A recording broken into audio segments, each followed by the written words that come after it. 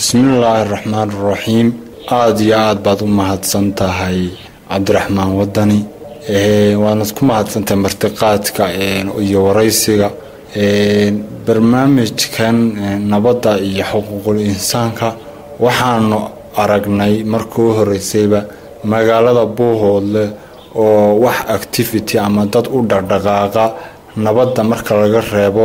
dadka iyagu dhaqanka iyo caaqilada iyo garaadada marka laga yimaado dadka dhaqanku doorteen waxaanu aragnay in baahi ay jirto dad u ololeeya ama u dhaqaaqa ama wacyi geliya nabadda sidaa darteed waxaanu dooranay inaanu ka shaqeynaa nabadda anagoo gaarsiinayna ka bilaabayna wacyi gelin ku xigsiinayna wixii hawle markaa yimaadee emergency ku yimaada kala qayb qaadanayna dadka loo doortay inay ka shaqeeyaan dhaqanka marka waxay ku timi inaanu aragnay nabadda Buuhoodle inay tahay mid kaliya ku eg dadkii dhaqanka aynu dooranay aysan jirin wax dhalinyaro ama wax xarumo ama wax hay'ado ah oo barnaamijka ka shaqeeya sidoo kale waxaanu aragnay in wax xuquuq insaanka uga dooda ama santaro ha ahaato ama hay'ado ha ahaato inaysan jirin magaalada Buuhoodle sidaa darteed waxaanu magaca Buuhoodle ugu magacaabnay xarunta nabadda iyo xuquuqul insaanka Buuhoodle waxaanu xuquuqdooda u doodnaa saxaafadda marka lagu xadgudbo waxaanu xuquuqda u doonaa dadka markaasi ay ku dhacdo waxyaalaha gaarka ah sida kufsiga sida bahdilka sida dhacdooyinka marmarka iyaguna dhacay la midka waxyaalahaas oo kale waatay marka xaruntiinu iyo hoostagta ma hay'adaha xuquuqda aadanaha u doodaa mise waa xarun iyadu iskeed iyadu isku fangareysa oo aysan jirin cid ay hoostagto xaruntu waxay horta riboodyada qaarkood ay u qortaa hay'adda xuquuqul insaanka WHR sidoo kale waxay la shaqeysaa ama ay xiriir la leedahay hay'ado kale laakiin wax qabadkayagii koowaad wuxuu ahaa dad bulshadan reer Buuhoodle oo dhalinyaro inaanu intaanu isku tagnay aanu niri barnaamijkaasi waa barnaamij ka jira gobolada kale ee dalka ama se dunida sidaa darteed horumarada ka jira deegaankeena ee maalin walba isoo taraya ama isoo taabagelinaya daba socodka ah ay la mid noqotay oo markaas maalin intaan xaruntii furnay qalabeenay ku qalabeenay xarunta lacagan anagu iska ururnay ama maalgashi anagu iska ururnay oo ah qaab humanitarian ama ibni aadantinimo in dadka xuquuqdooda lagu xadgudbo aanu u doodno ama aanu gaarsiino fariimaha meelo dhaadheer oo ka baxsan magaalada Buuhoodle oo ah inaanu gaarsiino meelaha sida waaweyn looga taageero xuquuqul insaanka ama looga taageero nabadda markay timaado isku dhaca beelaha isku dhaca ururada waxaanu sidoo kale xalinaa isku dhaca khilaafaadka ururada haday noqoto ururo dhalinyaro ururo arrimo bulsho ururo haween waxaanu ka qayb qaadanaa sidii aan u xalin lahayn isku dhacaas sida waxa dhacday matalan tusaale ahaan maalin dhaweyn waxa isku dhacay gudoomiyihii ururada kamid ka shaqeeya iyo gudoomiyaha iyagoo isku qabsanaya awoodi waxaanu sameeynaa inaanu dhahno meeday NGO-gi ama xaruntin lowgii ama sharcigii ethicii la raaci lahaa ee u yahay marka waxaan ogaanay inaysan wax low oo ay ku kala duwan yihiin gudoomiyahaas ama gudoomiye ku-xigeenkaas aysan jirin marka waxaan u qornay lowgii waxaanu siinay qaabkii ay u wada shaqeyn lahaayeen markii dambe waxaanu ka gaarnay xal waatay deegaanka Buuhoodle gudoomiye waa deegaan ballaaran falal kala duwan oo ka dhacaan haday yihiin tacadiyo iyo sidoo kale falal iyagu laftirkooda aanooyin qabiila oo inta badan dad ay ku dhintaan ama dad waxyeelay ka soo gaadho inta badan arrimahaasi waxa xalliya dadka soo jireenka ah iyagu salaadiinta ah ama isimada dhaqanka nabadoonada iyo sidoo kale cuqaasha deegaanka ka jirta idinka laftarkiinu door nooceeya ayaad ku leedihiin falalka noocaas oo kale ah markaad rabtaan inaad xal waara kala dhex dhigtaan labada beelood ama labada dhinac ay wax kala gaadheen waa su-aal aada iyo aada u wanaagsan habboon aada baad ugu mahadsan tahay waxaan u sameynaa waxaa jira waxa wax abuuraa ama isku dhacan beelaha abuuraya marka qof la dilo oo kale waxay noqdaan dhallinyaradaasu markaasi lasoo hubeeyo oo markaasi lasoo qalabeeyo waxaanu sameynaa beeshii wax laga dilo oo kale deegaankeedii baanu tagnaa uma howlgalno si qabiila ee waxaanu u howlgalnaa si arrimo bulsheed oo ah dhallinyartii inaanu soo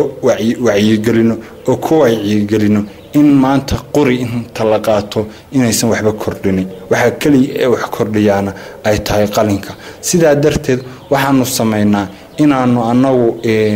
sameyno isku ururin dhallinyartii inay dhallinyartii markaa annagoo dhallinyaro doora dadku waa kala door dhallinyaro doora soo qaadanayna oo beeshan ka mid ah kuwaasoo ka fog qabyaalada sidoo kale oo isdhexgelinayna sida ay ayaguna odayaal dhaqameedyadu sameeyaan in laba guddi oo labada beelood ka mid ah ay isdhexgeliyaan ay ku sameeyaan isdhexgal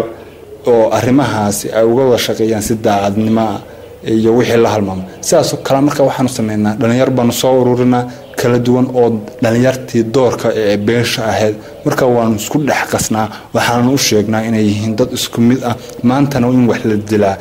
ay ka habboon tahay inaan markaasi aan waxba la dilin haddii ay timaadana loo maro dariiqa saxsan ama tubta toosan ee diinteena islaamku ina falmayso ama cadaaladda waa tahay inta badan waxaa jirta ololo ballaadhan oo deegaankaad ka wadaan oo wacyigelin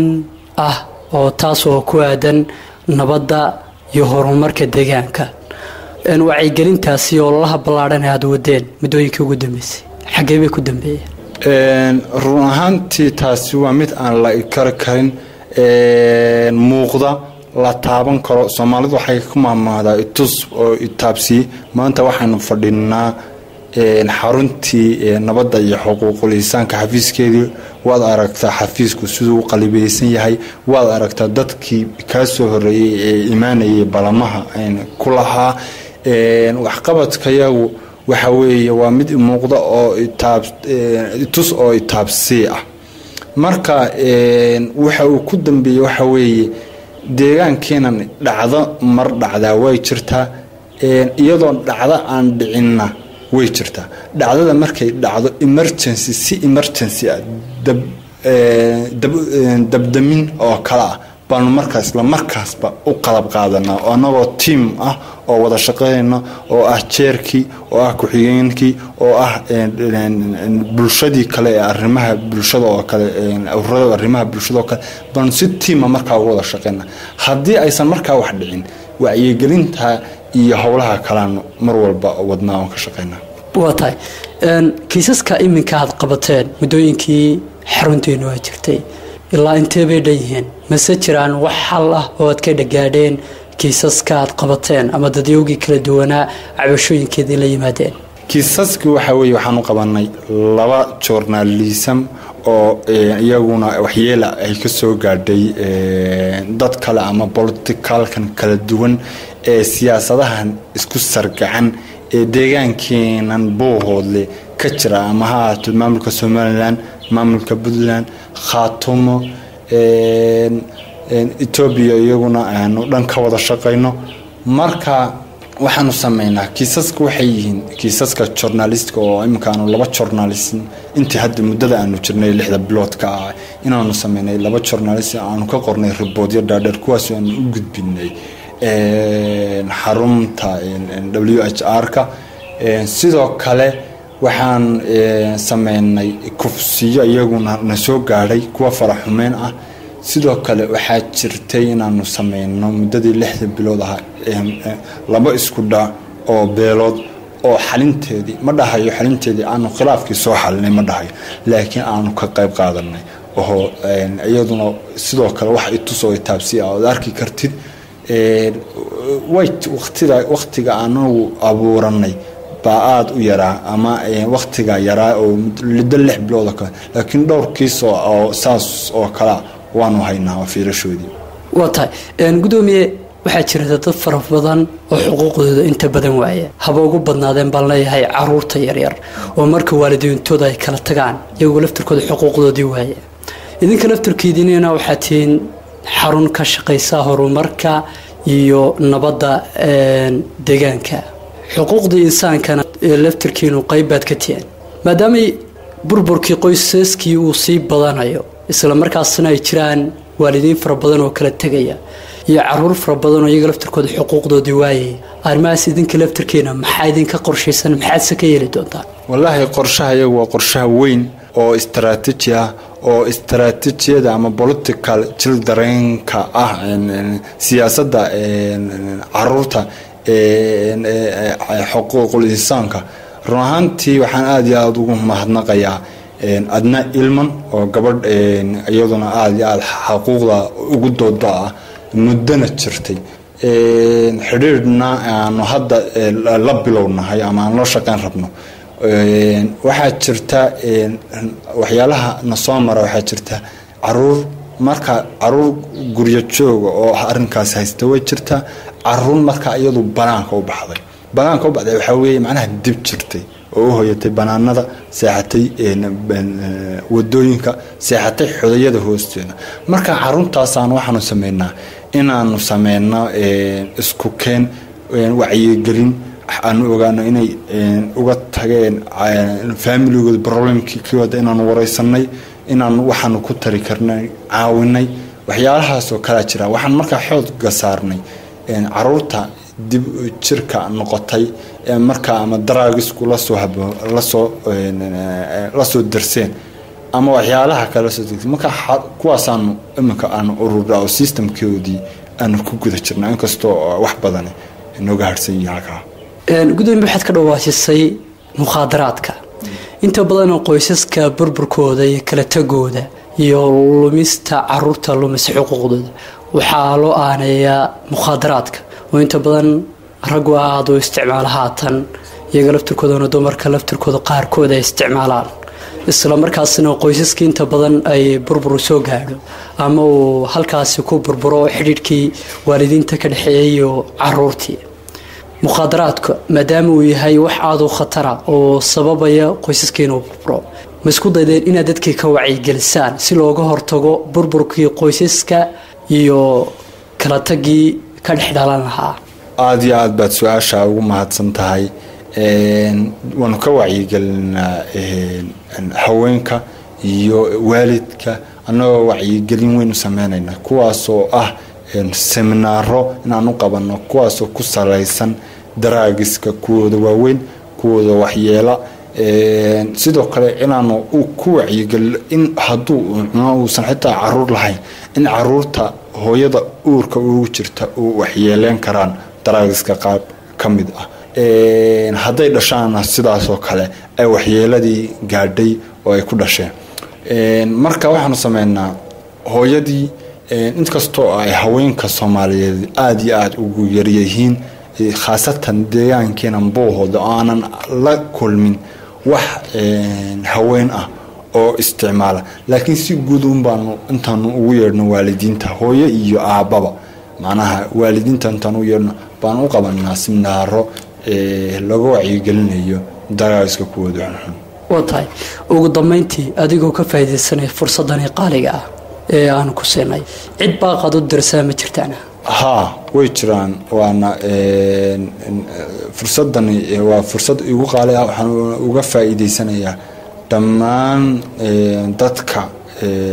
reer Buuhoodle waxaan ugu baaqayaa inay nabadgelyadooda ilaashadaan waxaa horey loo yiri ragga gogashoodu waa nabad sidaa dalkii qof kastaaba inuu u soo jeesto inuu nabadgelyadiisa uu ilaashado isla markaasna uu ka fogaado qabyaalada waxa hadhay deegaanka ama dhulka Soomaaliyeed waxa weeye waa qabyaalada isla markaasna uu ka fogaado qabyaalada sidoo kale waxaan baaq u dirayaa dhammaan hay'adaha ka shaqeeya arrimahan aan xiriirka leenahay iyo kuwa aan xiriirka leenahayba waxaan leeyahay xiriirka kan idinka dhaxeeya idinka iyo xarunta hala sii adkeeyo oo markaasi hala sii dhadhgeliyo meel kasta oo ay ka shaqaynayso xarun nabad iyo xuquuqul insaan. waata dhegeystayaaalkaasina waxaa gudoomiyaha xarunta nabadda iyo xuquuqul insaanka ee Buuhoodle Naaliye Cabdi Jaamac oo wareysi aan la yeelanay. aad baad u mahadsantahay. sidoo kale thanks